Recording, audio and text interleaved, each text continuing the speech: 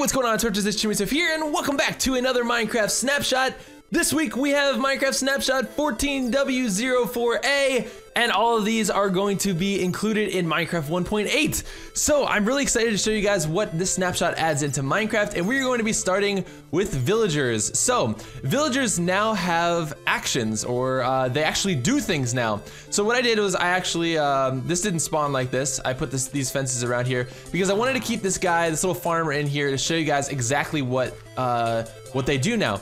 So some of these farming villagers actually plant, they replant and harvest grown crops. So if I start to grow these, he should at some point sort of trigger on, and he'll, I don't know, I guess he's taking a nap here.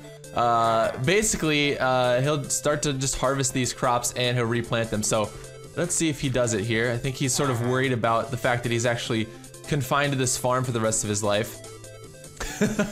Come on, buddy. Dude, it's time to farm. Let's go. Time to farm.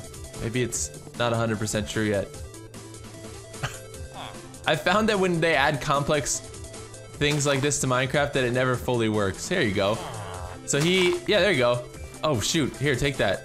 That's yours, I guess. Yep, so there we go. Now, okay, now he is harvesting and replanting the crops here. As you can see, they sort of make this little animation where they bend over a little bit as if to sort of break the leaves.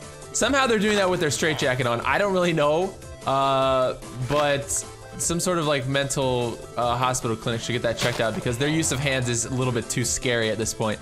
But yeah, so villagers will now plant and replant crops, which is kind of cool. And as far as I know, they will do that for really any crop. I think actually the one over here, yeah, one of them was, I think this one was a carrot accidentally at one point. And he replanted it with seeds, so I guess he didn't want carrots here.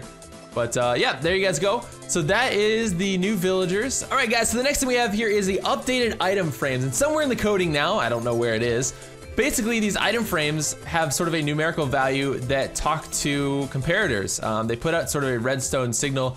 They go through a comparator, and you can basically rotate these items in the frame to essentially alter your output. So comparators, basically, they read the input that's coming in from them and put out a signal sort of based on that. Now, as I rotate this, you guys will see here that the power is getting stronger, and I added some redstone lamps here to show you guys just that. So as I rotate this, you'll see that the power is getting stronger, and once we reach 8, the output of 8 here, that's the most that it'll do. And when I rotate it back to the default setting here, it goes back to 1. Now you may have also noticed that rotating these items, there's actually more ways to rotate this now.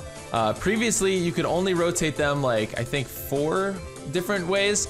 And now you can rotate them, I guess 7 different ways or 8 different ways or something like that. So 1, 2, 3, 4, 5, 6, 7, 8. So yeah, 8 different ways. You know, it adds a little bit more versatility in terms of what you can do with rotating these objects in the item frames, which is kind of cool. So yeah, I kind of like that a lot, and it's sort of a cool addition now that you can have sort of like either secret switches on a wall or something like that that basically tie into these item frames that you know, possibly, and I literally just figured this out, but possibly if I wanted to you know, have this door open or something, and the only way to do it was to rotate this like that, and there you go. So I think that's kind of cool. That's pretty neat. Also, they added an addition to buttons. So buttons now can be placed on the bottom of blocks like this and the top of blocks like this. And they do work, which is really, really cool. I'm glad that they do. But yeah, that's new. Previously, buttons were only, you know, could only place them on the sides or whatever. But having them on the tops and bottoms of blocks is actually really, really cool and definitely a useful change. As well as the next thing, which is the dispensers now dispense, well, objects that that used to be placed by humans in order to make human-made human-made mobs. So like snow golems, iron golems, and then a wither, which I didn't want to spawn in because that would just destroy everything. And so yeah, so I'll show you guys how this works. So basically, you just put the dispenser on, and there you go. It adds the head to the snow golem, and likewise for the iron golem. Now the iron golems actually did get updated.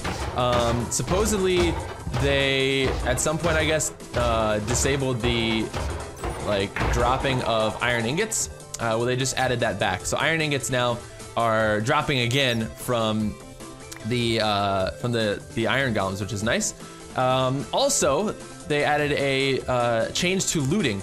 So you'll see it here on the tooltip, or I actually wrote it out. Name my sword this. But looting adds now a plus 1% chance of rare loot per level. So this sword has looting 3, so that would be a 3% chance of rare loot.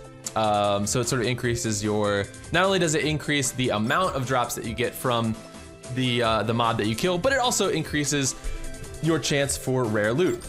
So that's pretty cool. They also added a crafting recipe for cobblestone, or mossy cobblestone. So now if you want to craft some moss stone, you basically combine cobblestone and vines, and you get mossy stone. I have like something in my throat right now. Oh, burp city, there it is, get it out of there. It was bugging me. But yeah, if you combine cobblestone with vines, you get moss stone. And one of the last things I want to talk about here today, I couldn't figure out exactly how to do this, but I'll show you guys basically the, well, I'll just bring up the error here. So you can now add particle effects to certain blocks, and this is gonna be really cool for map makers. So supposedly, oh, come on, give me a break, really? Supposedly, if you, let's bring this back up, there we go. If you do slash particle, the name of that particle, you put in the X, Y, and Z coordinate, and then something like XD, YD, and ZD, I don't know what that is. Basically, you do that, and then also the speed and the count, you can now sort of add particle effects to certain blocks and things. So if you guys didn't know what particle effects are, I'll show you very quickly. I'm sure most of you do know what they are, but let's take lava for example. So if I spawn in some lava here, you guys will notice that sort of sporadically there are little pops in the lava. How do I get this freaking thing? There we go. So the lava will sort of yeah, like that little like flame, that little ember that comes up. That is sort of a particle effect. And for people that make either custom mods or plugins for Minecraft, they have basically been able to tamper with this and make it so that, I played on servers before where like if you right click with a stick in your hand, 25 of these particles will shoot out and it'll make it look like you harness like the power of fire or something crazy like that. So now you can add these sort of particle effects to different blocks, which is actually really cool. Like I said, unfortunately I wasn't able to figure it out. Tried to poke around and either watch some videos or just figure it out in general, but because the Snapshot is so brand new, I'm not sure that a lot of people know sort of how to use it yet. But these types of effects, as well as like firework effects and things like that, will all be,